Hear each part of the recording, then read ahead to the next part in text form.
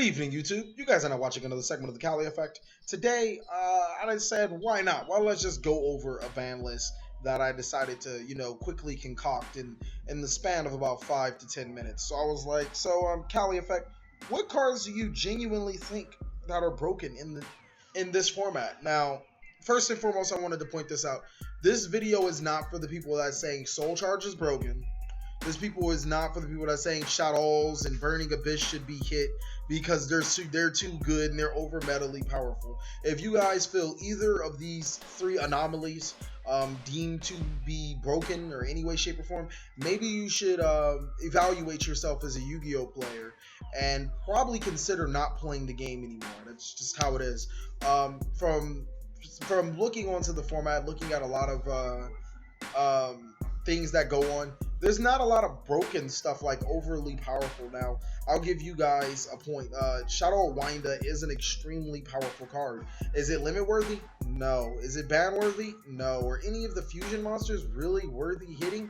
No. I don't deem them necessary to prefer to be hitting is because A, not only are there certain outs or very easy outs to these cards, which is not a good reason to ban or unban something, but on top of that, they've made this card, in theory, flawed enough for you to be able to get over to. Like, let's take Shadow Winder for example.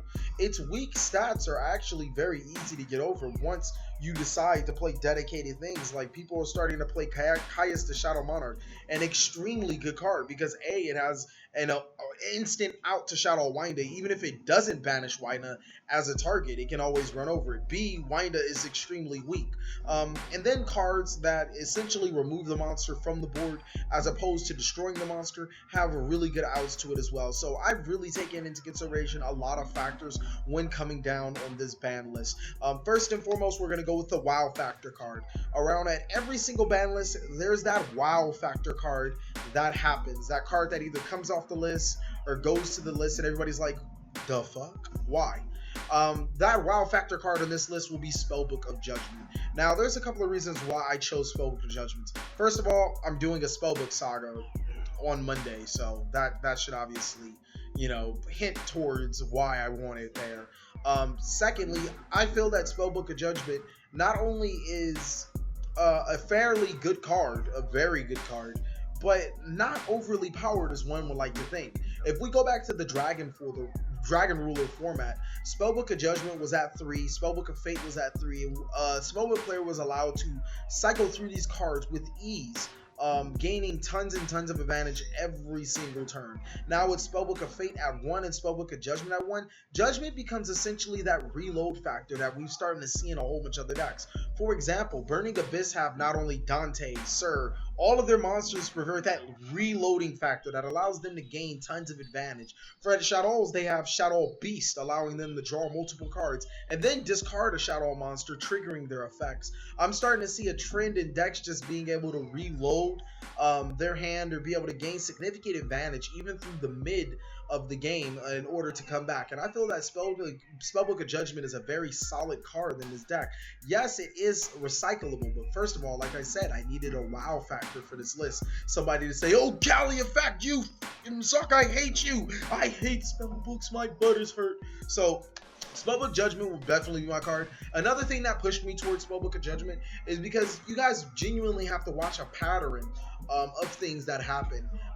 The Mega Pack, well, it's the first Mega Pack. I don't know why I wanted to call it Mega Pack 14.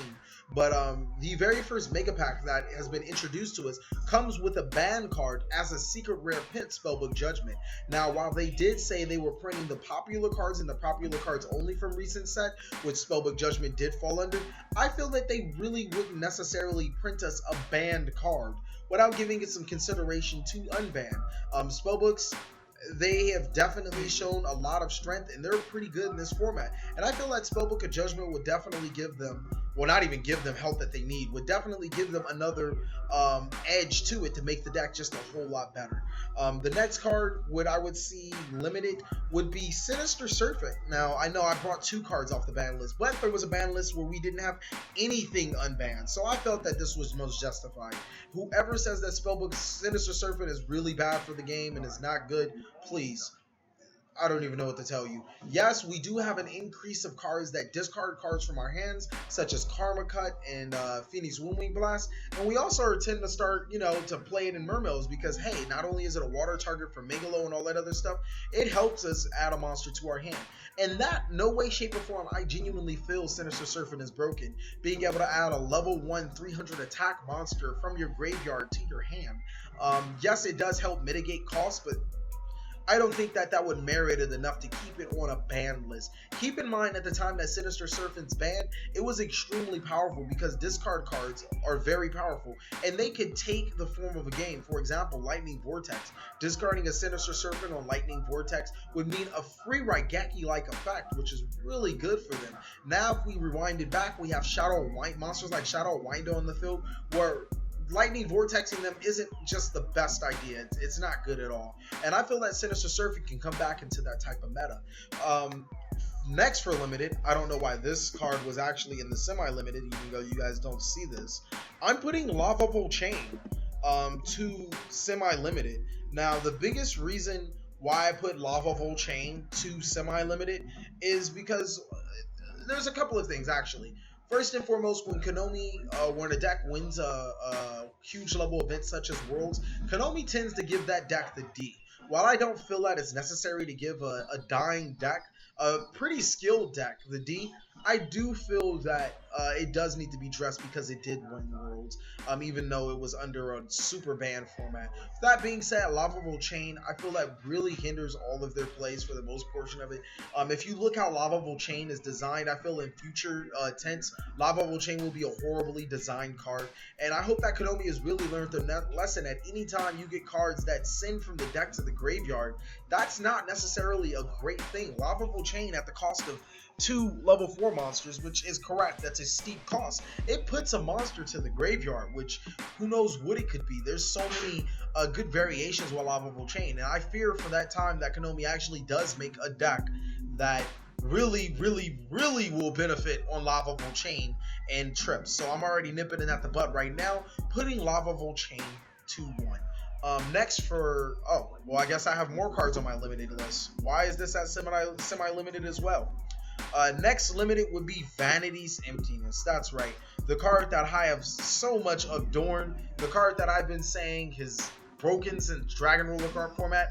I don't think that there wasn't a competitive time or a competitive deck where I didn't main or sideboard Vanity's Emptiness in some way, shape, or form. Why, you ask? Because it's a freaking floodgate card. It is the best floodgate card ever.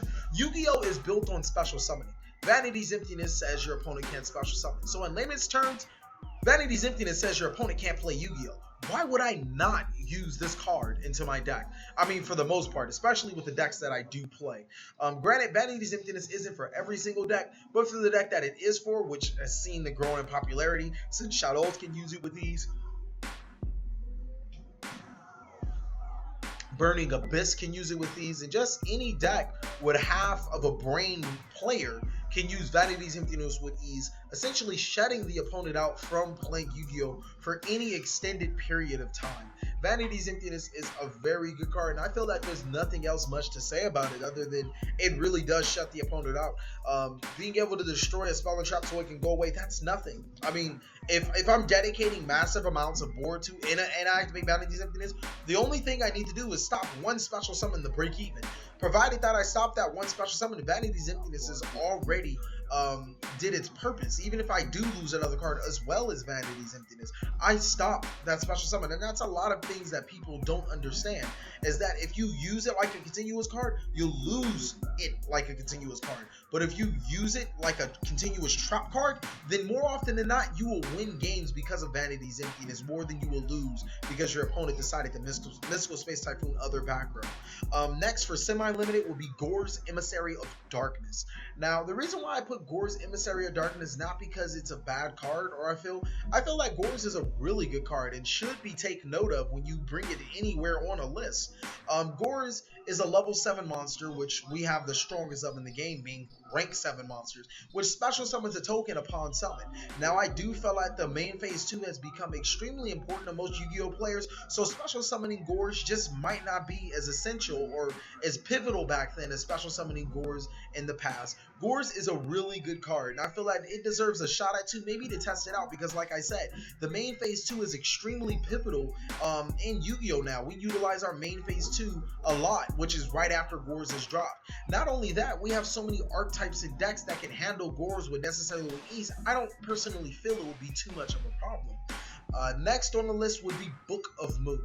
Now, Book of Moon is an extremely versatile card. Book of Moon is probably, I don't want to call it the best card in Yu-Gi-Oh, but it's damn near close if it isn't the best card in Yu-Gi-Oh. Why? Because it takes every logic that we have had as Yu-Gi-Oh players since the dawn of Invasion of Chaos, which is how to plus ones, going through the format, you know, just being able to gain advantage of your opponent, and throws it out the window. Why? Because Book of Moon on activation is a -1. It is a -1. But such utility behind Book of Moon, it just makes it so good. I feel that Book of Moon is one of the more skillful cards in any format, and thus that's why I feel Book of Moon should be at 2, possibly even 3. It prevents shadows from running amok, and even does punish the opponent from playing Book of Moon at the wrong time. It helps prevent XC summoning, and it's so versatile. It's just an amazingly good card. I feel that anytime you bring Book of Moon to play, you want to slow down a format, and that's what I genuinely want to do. I don't necessarily want to make it a snail's crawl, but I want the format to be able, for other decks that aren't well supported, to at least have a shot in the dark. I mean, even at our local level, at least being able to compete with these meta decks. Now, Unlimited will be Magician of Faith. I don't think that there's any type of FTK, OTK, super strong advantage thing that Magician of Faith has going on, unless you want to add Book of Moon back to your hand and flip Magician of Faith back face down. I mean, I guess if that's what you guys want to do, but other than that, I feel that there's no relevance in Book of Moon on the ban list whatsoever, so I'm bringing that to 3. Magician of Faith is a really good card, but you guys have to watch. When we banned and limited it, certain spell cards such as Heavy Storm, Dark Hole is no longer relevant, Monster Reborn is banned, Soul Charge is meh if you want to add it back to your hand. I feel like Magician of Faith is one of those cards that just seems lackluster in this meta now. We no longer have those super powerful spell cards, and this card is often forgot of in almost any deck. And last but not least, Unlimited Gladiator Beast Bestiari. I feel that Konami has just genuinely had a hard-on for Gladiator Beast decks. Why has Konami had a hard-on for Gladiator Beast decks? I have no fucking idea. They haven't won anything of any significance in a very long time. Gladiator Beast Bestiari does allow them to play Geysers a lot more, maybe even spam off Geysers, but if they want to spam off a 2400 beater that destroys 2 cards on the field, if you guys are catching the drift in Yu-Gi-Oh, it's not so great to destroy cards anymore in this format, so I would definitely give Gladiator Beast Bestiari an Unlimited right off the limited, just because of that. With that being said, that's really all I have. I have not banned anything into the format, and I expect a lot of the butthurt to be coming. Oh, this card!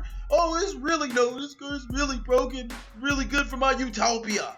So, please shout on. But this list is definitely open to discussion. Like I said, I made it in about 5-10 minutes, just thinking logically about any of the cards that has definitely shaped our format or changed our format in a negative tone and even a positive tone.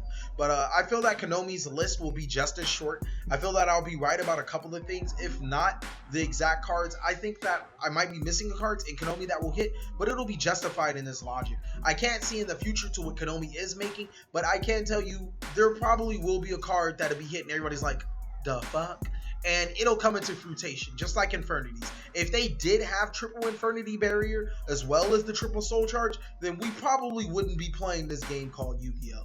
And like I said, with that being said, thank you guys for watching another segment of The Cali Effect. Please like, comment, subscribe, but most of all, enjoy.